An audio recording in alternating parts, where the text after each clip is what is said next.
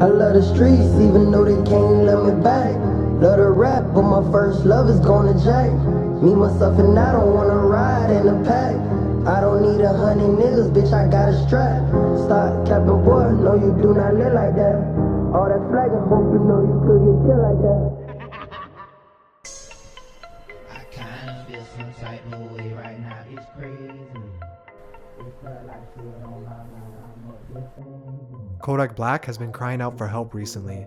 Not only has he spoken about dealing with addiction, but he's also in the middle of a beef with one of his day ones. His latest hit song, Super Gremlin, has everyone singing the lyrics, but the meaning behind it actually goes a lot deeper. For those that don't know, the song is about his old best friend and right-hand man, Jackboy. When Kodak first popped on the hip-hop scene, one of the first things he did was establish his own label, Sniper Gang. Although there's a few members who rep the group, Jackboy was always the most promising behind Kodak. But as of recent, it looks like the once brothers are now in the middle of a beef that's only getting worse by the day. Kodak and Jackboy met when they were young in the Golden Acres projects that he grew up in. They hit it off instantly and were always similar by nature. They both lived in poverty and had dreams of making it out one day. Jacking cars and hitting licks together, they tried to make a way for themselves. When Jackboy caught a case at 14, he said Kodak was the only person who stayed down for him. He wrote him letters every week and checked up on him. Jackboy sat for almost 3 years, all while Kodak's music career slowly started to take place. In songs, Kodak would shout his man out and held it down until his return. From then on, Jackboy stood behind everything Kodak did. But him having Kodak's back would actually turn around to be the exact reason they're having issues now. Kodak's been involved in a few beefs with other rappers since his career started, but the most notable was probably with his old collaborator, NBA Youngboy. When Kodak was serving time in 2020 for a federal weapons charge, he came for Youngboy on social media, accusing him of cooperating with the police and calling Youngboy his son.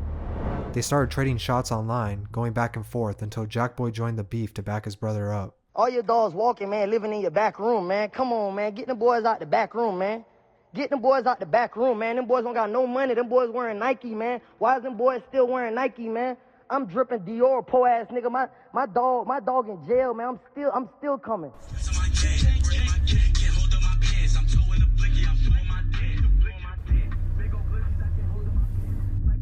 While this is happening, it's important to note that Jackboy's career was starting to gain traction as well. With Kodak still behind bars, he held it down for the Sniper Gang and was keeping its name active. When Kodak was finally pardoned by the president and a free man, everyone was anticipating the Sniper Gang to go crazy and take things to another level. Instead of reuniting, unfortunately, the opposite happened. Slowly, Kodak started to show signs that his Sniper Gang empire was crumbling. Seemingly out of nowhere, Kodak and Jackboy started sending subliminal shots at each other. Kodak claimed Jackboy was becoming jealous of him and everything he has accomplished.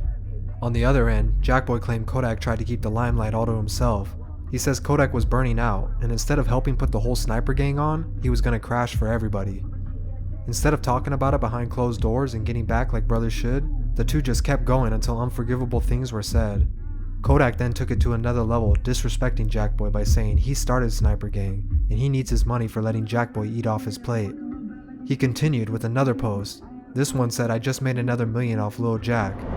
Before this point, fans didn't think much of the issue, but then Kodak started making videos flushing the money he said he made off Jackboy's music down the toilet and throwing it off a boat into the water. Jackboy responded saying he had no issues and at the end of the day that's still his brother. Kodak finally came forward and gave a little more context to the beef.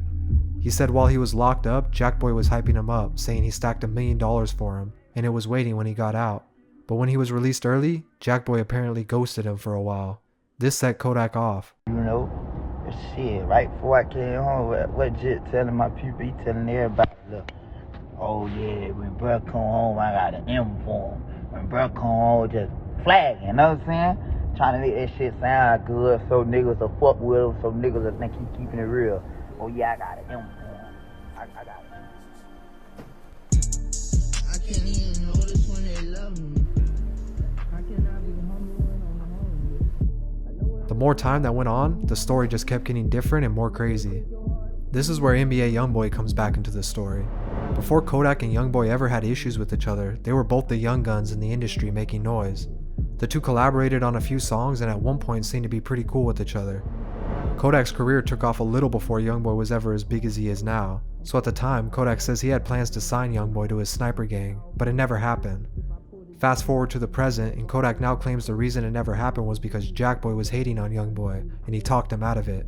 He also claimed he was never the one who took shots at Youngboy, and that Jackboy had his social media passwords and was the one really behind it all. At this point, Jackboy hit his breaking point. He left all that brother talk out and started to really speak up about things. He went on Instagram Live and said he never had any passwords for Kodak's accounts, and that Kodak started the beef with Youngboy because he was mad he took his girl while he was locked up. Jackboy added more to the story after he said Kodak only signed him for $2,500 for a one-album deal. He said he gave him multiple albums, and he admits they all flopped because he was still building his name, but now that his music was actually taking off, he said Kodak wanted to act like he still owed him more music. This made him feel unappreciated as he was the one repping Sniper Gang the entire time Kodak was locked away. He then ended up pulling out receipts that proved Kodak was actually the one hating on Youngboy in jail, despite him trying to blame it all on him.